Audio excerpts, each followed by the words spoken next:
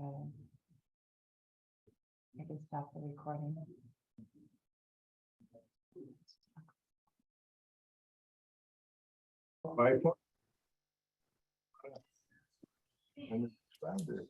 Sure. Fred Rinaldi is here from High Point 100 and also known from High Point 200 and 300. High Point 100 is where Constellation Brands is located, and they will be vacating. Rinaldi's are working to backfill that building. Hi, this is Lou. Can you guys hear me?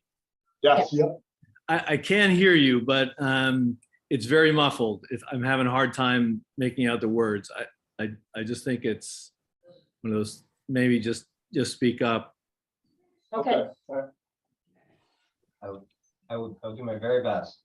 This was a fun topic and presentation to prepare for, because I had to go back 15 years, actually 16 years to look at not only the precedent material, but also remind my company, ourselves, why we took the leap of faith we did with not just a project, but these building types and the campus, the beautiful topographically enriched campus, and now has two incredibly amazing phase categories: Class A office and headquarter campus on top of the hill, and then four beautiful phases of retail that exist right on 96 that service the community, that service the campus, and service an incredible cast of regional patrons, which is something that we enjoy very much. And in the spring, we'll be groundbreaking on the back 57 acres and introducing about 288 luxury apartments to round out the ecosystem of what is High Point.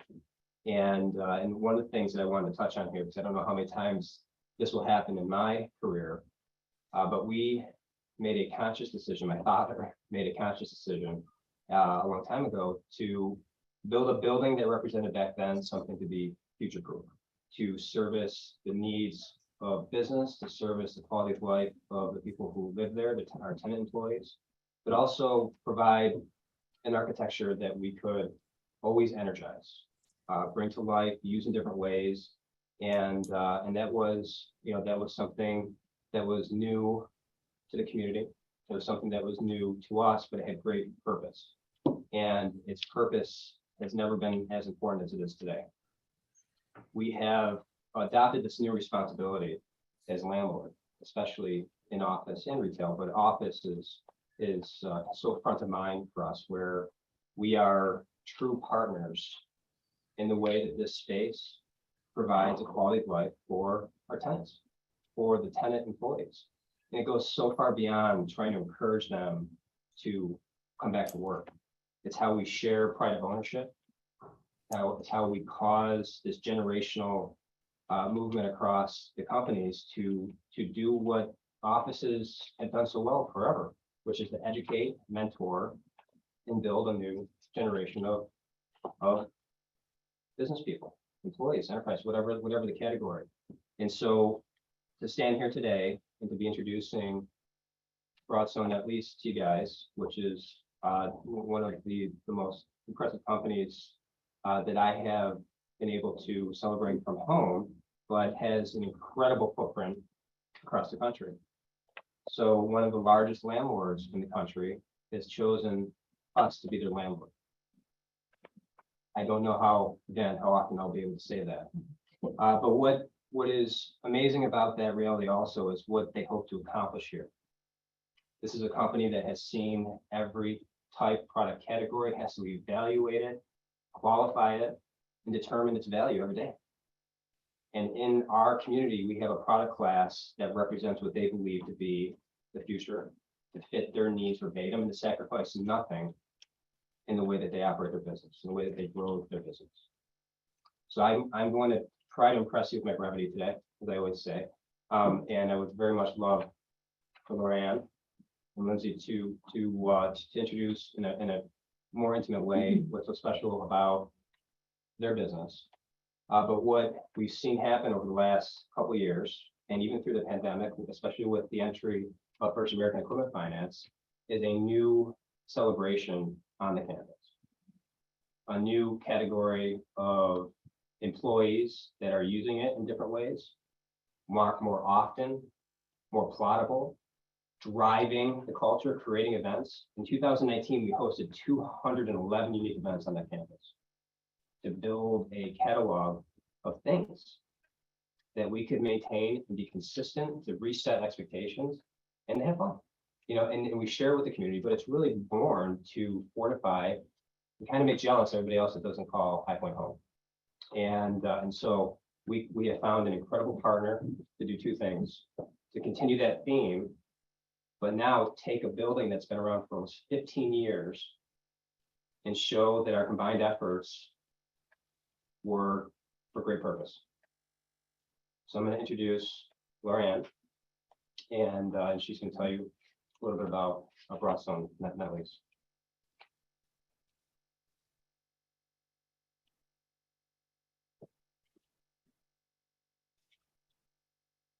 Hello, everybody.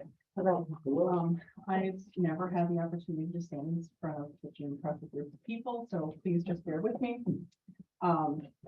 We have a presentation prepared, and I'm just gonna selfishly read from my notes as well, just to make sure that I hit all of the notes that I'm supposed to hit. So first, please let me introduce myself again. So my name is Lorianne Wood. I am the Business Services Manager for Broadstone Net Lease. And I have with me Lindsay Ramitz. She is our VP of Senior Counsel for Broadstone. Before we begin, we would just like to thank the members of the IDA for the opportunity to speak in front of you this evening, and just to give you some more information about our company. Advance to next page. So we just wanted to start with a quick slide showing our corporate structure, which for anyone familiar with real estate investment trusts would recognize that this is just a customary REIT structure. We just wanted to point out the relationship between Broadstone Net Lease Incorporated and Broadstone Net Lease LLC. BNL Incorporated is the managing member of the LLC, and the financials are consolidated with, between the two entities. Let's see. BNL LLC is the entity that is applying for the sales tax exemptions, and the same entity that has entered into a lease at Building 100 at High Point Business Park.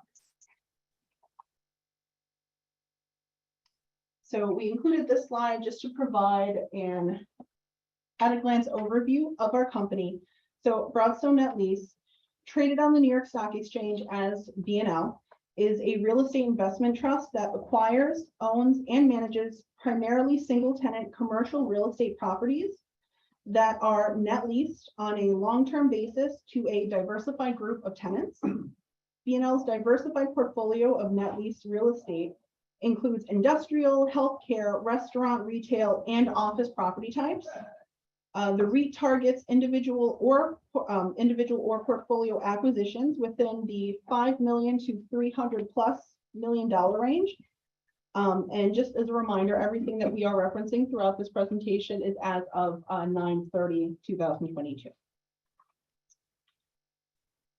So we wanted to provide just a sense of how widespread our reach is, illustrated by the information on this graphic. We currently own 790 properties spanning 44 states and 4 Canadian provinces. We just wanted to point out, as Freddie so wonderfully said before, we are experienced landlords, and we really wanted to find a wonderful landlord for our group. We found that in High Point. On the next slide, so there are just a few things I'd like to highlight on this slide. The lower portion is there to provide a sense of our history and our growth trajectory. Established in 2007, we had our IPO during the height of the pandemic in 2020, which is a testament to our overall strength as a company. It was a difficult time for everybody, and we were able to present our initial public offering during that time. We have 75 employees in total, with 64 residing within the Finger Lakes economic region. In this slide, employee tenure is also highlighted, with the average tenure of our senior management being 6.4 years which we feel just speaks to the consistency and stability of our management team. I'd also like to point out our overall average employee tenure is 4.7 years, with 37% of our employees spending 5+ years with us.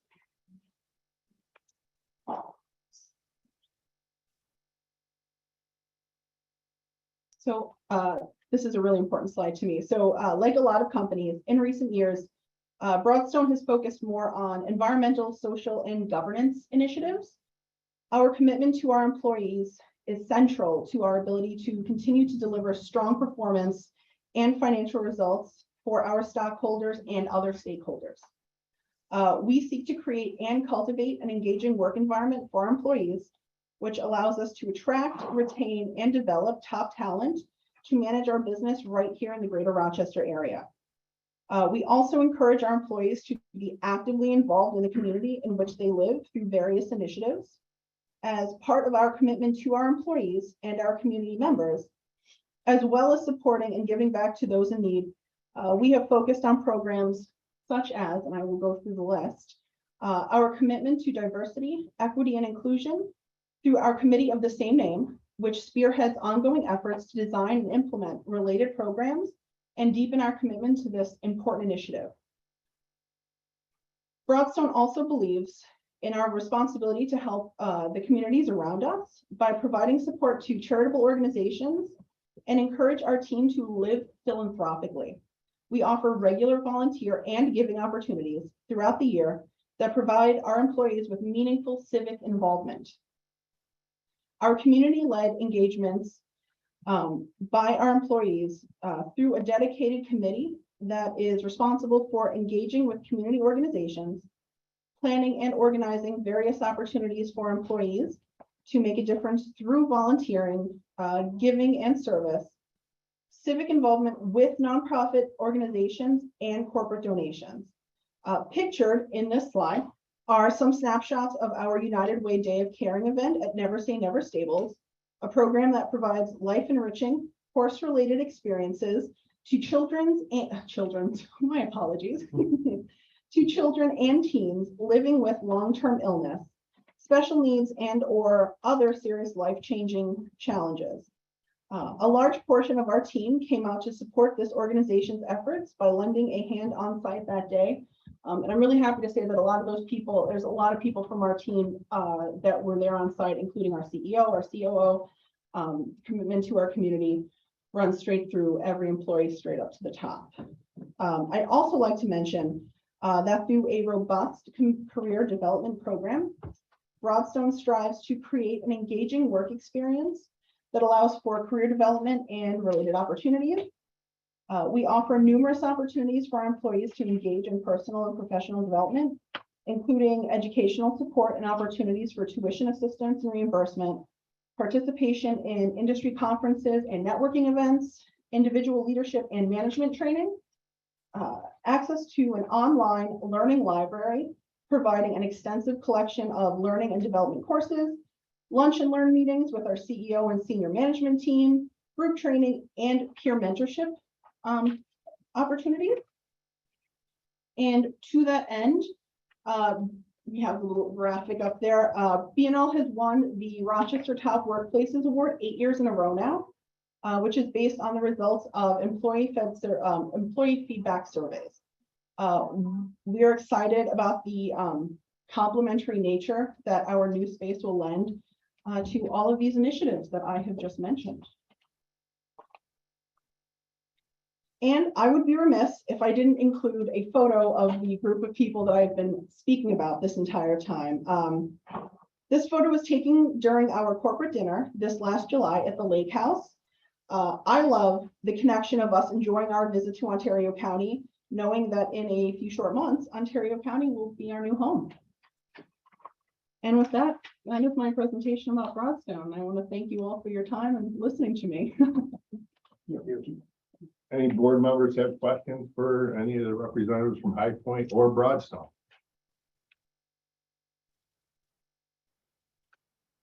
Hearing none, I'll entertain a motion. Public hearing. I'll second it. I have a motion from Andy, seconded by Dan for public hearing. Any further discussion? Did you say 64 people will be at the location? Yes. And where are they today? Right now, they're in Monroe County, they're at the Clinton Square building in downtown Rochester. Larry, do we need to have two separate motions for each Yes, application? yeah, there's separate applications. Okay, so this one will go for, we'll make the motion for which you want to. Broadstone. Broadstone, not least, okay. And then you still wish to second Yeah, it? that's fine. All right. Any further discussion? Just gonna ask a quick question. Yep. This, very interesting. Your employees are on site, They not remote. So our employees are they're working a flex hybrid schedule. So we were 3 days in the office, 2 days flex. So they have the ability to either work from home or work from the office. I am actually in the office 5 days a week, every week, just because I see how beneficial it is for me to be on site. Thank you. That's Just our- curious. That's our long-term plan too, so that for the foreseeable future, that's our So anticipated hybrid schedule. Yep. Work schedule, Yeah. very interesting. Thank you. Any other? All those in favor? Aye. Aye. Any opposed? Hearing none, motion carried. Now we have a second motion. You wish to make a motion for High Point, Public hearing for High Point 100. public hearing for High Point. I'll make a motion. Got a motion from Don. I'll second. I guess I'm a little confused by the two different issues here. You represented High Point 100, I know that, and you represent Broadstone. You're looking to do the sales tax relief? On what? Broadstone is looking to do sales tax relief for 10 years on IT and Okay. communication equipment. High Point 100 is looking for assistance in redeveloping High Point 100. Thank you. Let's clarify that. Yeah, now I understand. So in essence, and in practice, this will look like an almost complete overhaul of the building, critical systems, heat pumps, mechanical systems, everything's being converted to MERV. At a minimum MERV 11 or higher, so our entirety of our space is equivalent to a hospital waiting room, for instance. Complete modernization of the electrical systems, which has changed in the last 15 years. So everything will be high efficiency LED and working to improve and extend our sustainability characteristics at the campus. And we have a big announcement in January that's going to propel that in a big way. That you'll hear. Thank you. I just want to ask council real quick. Is it all right for Lou to second from TV Land, or do we need a second from someone in the room? As long as he followed the procedures of the hybrid meetings, it should be fine, I guess. That's That is fine. Okay, all right, so we have a motion and a second. Any further discussion? All those in favor? Aye. Aye. Any opposed? Hearing none, carried. Thank you so much. Thank you. Thank you. All right, now we'll jump right into Bob's airport update. You got my report. I just want to add that there's progress in all the projects. We did submit for reimbursement for the some of the generator design work from the FAA, and also for the obstruction removal project. All that designs there, all the submissions are done with that, and that should take place next year. The only thing we did learn from the generator is that 52 weeks before we get one, so we won't be talking about this until next fall again. Other than that, as we discussed previously with the regarding the sanitary sewer, McFarland Johnson is working with the DPW on finalizing the cost estimates for that project. And coincidentally, New York State has announced a 2023 region capital grant. So solicitation, so it's the intention of the IDA to apply for a grant to secure this funds for the sewer and possibly some other events. I'll have more information in the December meeting that we can have a resolution to apply for it in January. The only other item is Mercy Flights announced the program director, Erin Reese, has now been appointed the CEO. And she's in new contact with the FBO. And in that line, well, that's all I have. If there's any questions. Are there any questions on Bob's update? Nah, he's got it. We need to make them, you should in your packet should have an extension agreement.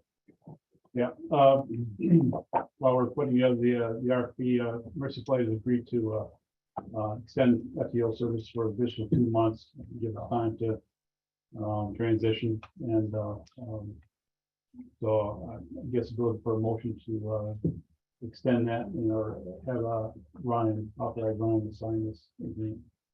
I'll make that motion. Second. I have a motion by Andy, seconded by Don. Any discussion on the extension agreement? Hearing no discussion, all those in favor of extending? Aye. Aye. Any opposed? Hearing none. It's carried. Now I need to have a motion to go into executive session to discuss the possibility of a real estate transaction at the airport. Need a motion for that? Mhm. Make a motion, we go into executive session to discuss a possible real estate transaction. Second. A motion by Andy, seconded by Dan. Any discussion? All those in favor? Aye. Any opposed? Hearing none, carried. We'll be in executive session, board members, council, and staff. And anybody associated, county employees.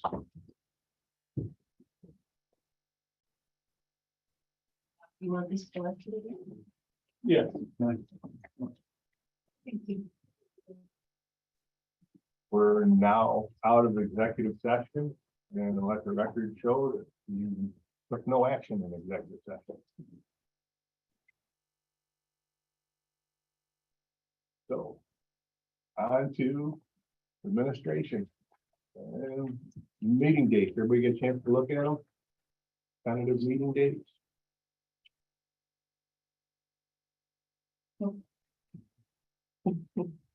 Anybody have any major issues with that? If not, we'll let that slide. If I may, all right. And on to the next thing, which will be the meeting minutes from the last meeting.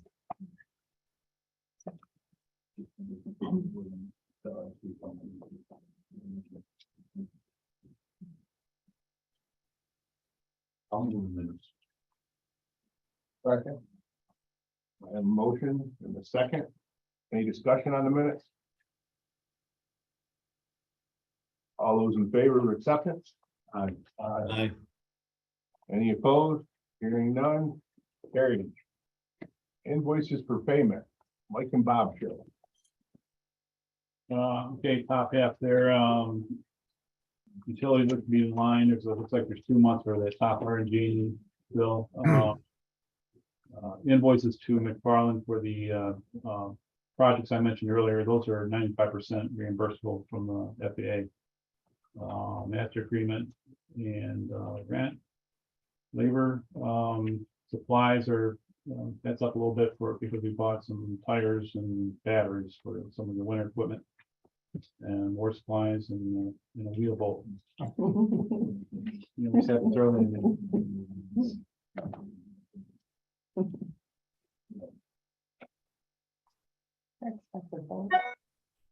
Michael, you're muted. Oh, that's good. Let me help him. There. Oh, How's that sound? Is that better? All right, some very standard ones here. We got 3 from Loki Brill. We caught up from 1 from last month. And Mr. Manikowski's, and if I recall, the county treasurer, and of course, the monthly Underberg retention payment.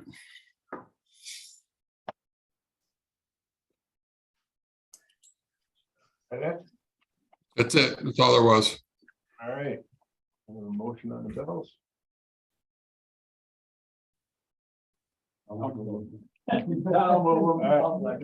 Dan second. Any discussion? All those in favor? Aye. Aye. Any opposed? Carried. All right, before we get into reports, I'd also like, we've got RFPs that are coming in for the economic impact study. It'll be the end of this week, will be the closure of that. I'd like to make a motion that once we have all those studies, staff present them to the airport committee, and airport committee for them to the body with their recommendation. I'll put that in form of a motion. I'll second it. All right. One thing that I think the way the RFP is written. The time frame, but, You know, what we said, that was our condition before. Okay. Well, staff can have to make a recommendation. Or, I'll rescind my motion and rescind the second. We'll let the staff bring them to us. And I thought the airport may get a second, a chance to look at them. We're gonna have time to turn it on. All right. Right. All right, well, then we'll do a full blown airport thing. It's got a committee will do it here. All right. So I'll make a motion that they bring it to the body and they get it. Back if they have to anyway, so they don't need to do that. Anyway, motion second. Any discussion? All those in favor? Aye. Aye. Any opposed? Hearing none, carried. All right, and then the reports, the financial statement. Okay, let's see here. So we ended October with about $1 million, close to $1.5 million in cash. The remaining numbers are pretty much unchanged. We do have an inducement invoice out there that is waiting to close. So we'll get that done hopefully within a month or two. And due from the airport is $638,000, give us almost 2.3 million in assets. Liabilities, accounts payable are relevant to this period that we just went through, 19,000.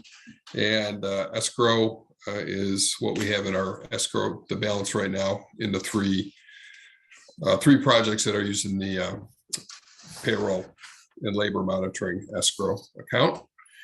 Leaving us net assets of 2.2 million.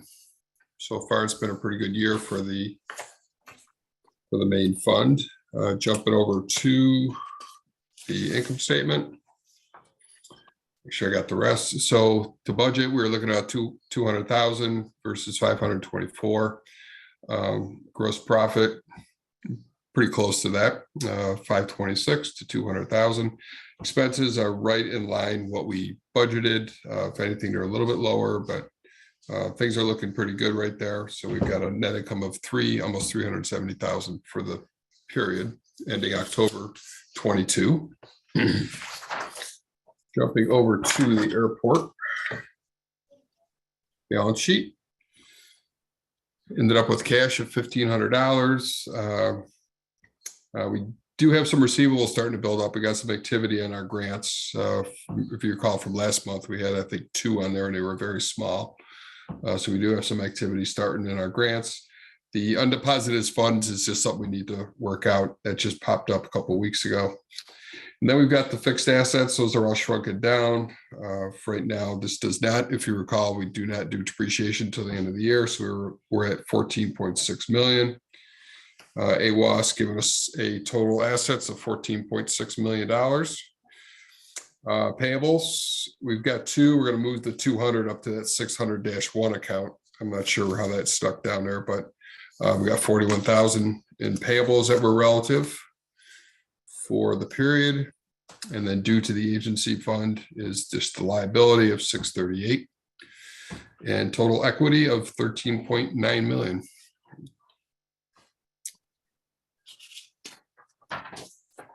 And finally, and then for our income statement, the FBO revenue, I think we were counting on getting a little bit more towards the end here with some of the projects. We didn't budget for those next year, so that's a little bit up there, giving us 23,000 versus 50 anticipated budget revenue. The expenses again are doing fairly well. If you look at the bottom there, we're at 259 to 253. So the expenses are pretty well in line. Whatever went up, there's a counter down account. So expenses seem to be fairly okay. And down here at the other expenses, the capital expenditures of 113,000 versus a budgeted 117. So that's picking up just a little bit as we go into the final portion of the year, give us a actual net income of minus 234,000 versus a minus 215. And that's it. Oh, that's it. Okay. There's a motion on the finance. I'll make a motion. A motion from Don. Second by Andy. Any discussion on the finance? All those in favor? Aye. All opposed? Hearing none. Carried. We had Bob's report, but we need to accept it. You wanna make a motion? on that? Motion to approve Bob's airport report. I have a motion from Andy, seconded by Dan. Any discussion on that report? All those in favor of the acceptance? Aye. Any opposed? Hearing none, carried. And then, did you do the cash update already, or was that part of that? I heard something about cash while you're doing it. No, that's just, it's pretty close to what's on the statement within, very small margin. And that's just outstanding checks. So this is where our money sits at this point. All right. And then motion. Okay. Cash update. I'll make that motion. I have a motion from Andy, a second from Don. I saw them both speaking at the same time. Any discussion on that? All those in favor? Aye. Any opposed? Hearing none, carried. And then best part of the evening. Motion to adjourn. Can I make the motion? All right, and I have a motion from Andy, seconded by Don. All those in favor? Aye. Opposed? Carried. All right, everybody have a wonderful evening. Yeah, evening. Thanks, guys. See you later. Could you hear us? Yep. It's kind of tough. The lady who was presenting, she was clear as a bell, but hearing you guys is difficult. That's because we were mumbling. Well, I didn't say that, but yeah. I'll call them every time we check in, it's